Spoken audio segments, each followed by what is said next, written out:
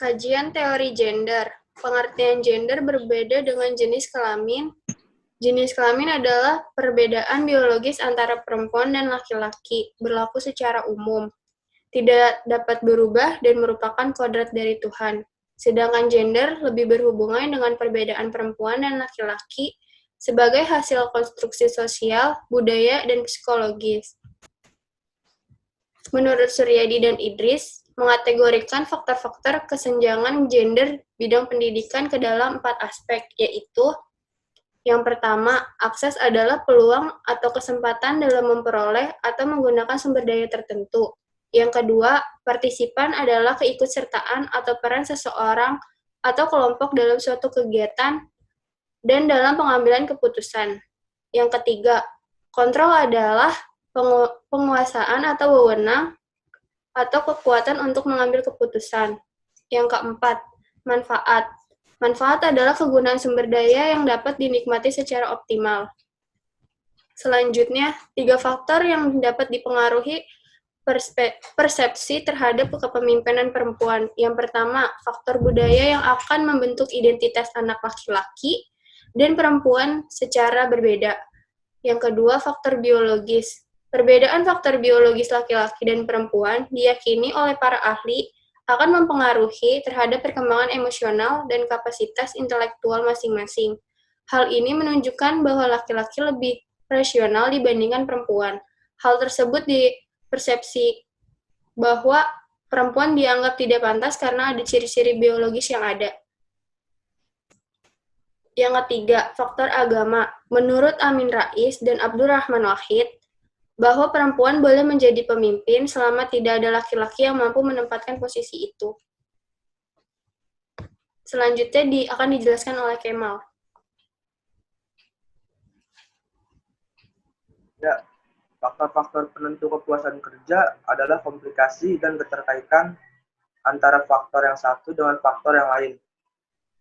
Dalam hal ini, artian faktor pengajaran dan juga hubungannya dengan kepemimpinan adalah kepala sekolah. Nah, apabila hubungan antara guru dengan kepala sekolah tidak terjalin dengan baik, maka kemungkinan besar akan terjadi ketidakpuasan di dalam bekerja. Dan hal ini akan mempengaruhi tingkat efektivitas guru dalam mengajar. Menurut Abbott, yang mengungkapkan bahwa anggapan tentang pola hubungan yang timpang antara laki-laki dan perempuan terbentuk melalui stereotip yang dilekatkan pada keduanya, yang terbentuk melalui aspek-aspek seperti berikut. Yang pertama, sifat kepribadian yang khas yang dimiliki laki-laki dan perempuan. Seperti semisalnya, laki-laki adalah mandiri dan rasional, sedangkan perempuan mempunyai sifat memelihara dan tergantung. Yang kedua, peran sosial. Laki-laki sebagai kepala rumah tangga, sedangkan perempuan sebagai ibu atau istri. Dan yang ketiga adalah posisi sosial, yang mana laki-laki adalah politisi, sedangkan perempuan sebagai perawat. Lalu, menurut Swaidan, yang menyatakan tentang beberapa sifat yang menjadi gaya dasar bagi kepemimpinan perempuan adalah sebagai berikut. Yang pertama, partisipatif. Yang kedua, kelembutan. 3, kreatif. 4, memahami kebutuhan wanita. Yang kelima, pelimpahan dan pemberian wewenang. 6, berpandangan jauh ke depan. 7, komunikatif serta menekankan pada hubungan-hubungan. Dan menurut Resner, melakukan penelitian mengenai gaya kepemimpinan manajer laki-laki dan manajer perempuan, serta dan menemukan beberapa hal. Di antaranya sebagai berikut. Perempuan kelihatannya lebih menggunakan kepemimpinan transformasional daripada laki-laki, dan selalu memotivasi orang-orang dengan mentransform kesenangan diri individu ke dalam tujuan kelompok. Lalu, perempuan menggunakan gaya-gaya kepemimpinan interaktif dengan mendorong partisipasi, pembagian kekuasaan dan informasi, dan mempertinggi harga diri orang-orang.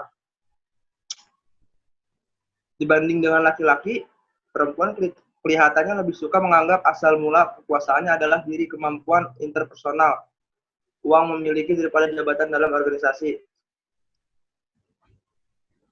Dan perempuan juga sebagai pemimpin percaya bahwa orang-orang akan tampil dengan sangat baik ketika mereka senang akan diri mereka sendiri dan pekerjaan mereka. Dan dia mencoba membuat situasi yang membantu kepada persamaan itu. Dan yang terakhir, dalam setiap aspek manajemen, perempuan mencoba membuat orang-orang merasa sebagai bagian organisasi, mulai dari membuat tujuan-tujuan tersebut sampai memutuskan strategi. Ya, sekian. Terima kasih.